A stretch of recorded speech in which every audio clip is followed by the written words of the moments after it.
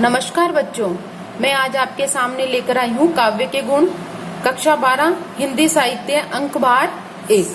तो चलिए पढ़ते हैं काव्य के गुण। काव्य गुण किसे कहते हैं?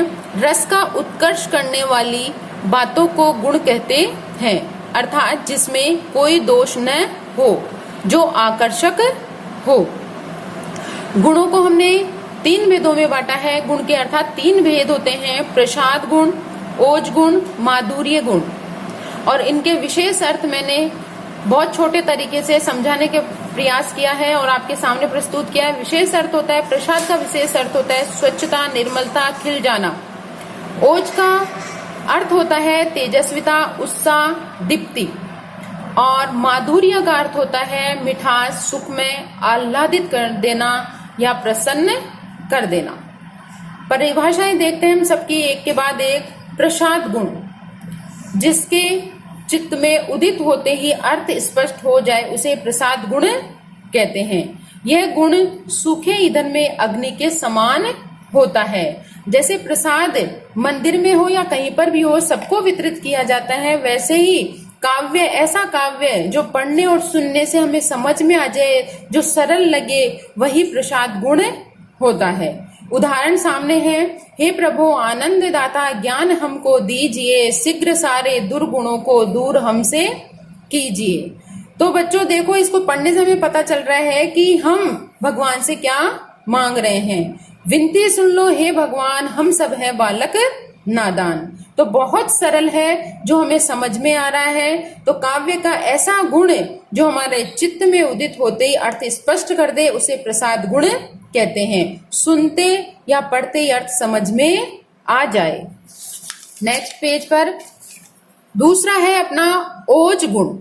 ओज गुण बात से ही पता चल रहा है कि ओज यानी तेजस्विता, हृदय को वीरतापूर्ण भावों से भर देने वाले संयुक्त सामासिक पद एवं चित्त में दीप्ति उत्पन्न करने वाली रचना को ही ओज गुण कहते हैं।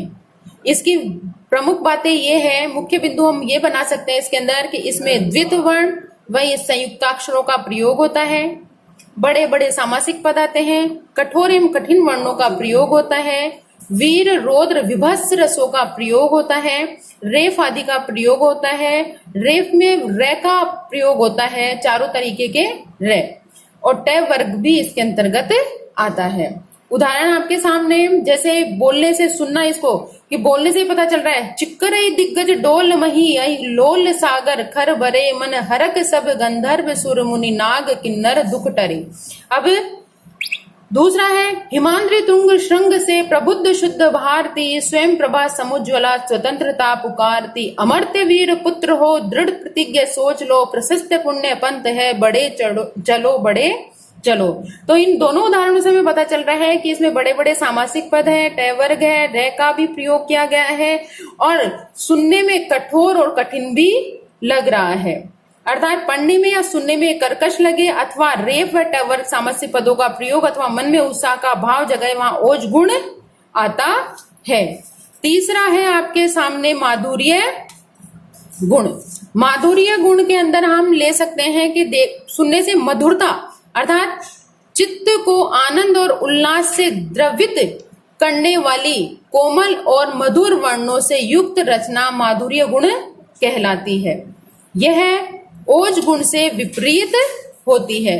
माधुर्य का संबंध श्रृंगार, करुण, शांत से है, और ण को छोड़कर शेष पंचम वर्ण न और मैं अनुस्वार का प्रयोग भी इसमें होता है। अधिकतर इसकी पहचान अनुस्वार से करी जाती है और मन में मधुरता आ जाती है, श्रृंगार रस उत्पन्न हो जाता है। उदाहरण है जैसे, बतरस लालच लाल की मुरली धरी लुकाए, सोह करे बोहनी हंसे देन कहे नट जाए। अर्थात बातों की लालची गोपिकाएं श्री कृष्ण की मुरली लुका देती है, सौगंध खा जाती है, लेकिन उनकी बोहें हंस रही है, और जैसे ही श्री कृष्ण उनको देने के लिए कहते हैं तो वो मना कर देती है। श्रृंगार रस भी उत्पन्न हो रहा है और मन में माधुर्य भाव भी जागृत हो रहा है। मंद मंद मुरली बजावत अधर धरे, मंद मंद निस्क्यो मुकुंद मधुवन में। अनुस्वार भी आ रहा है।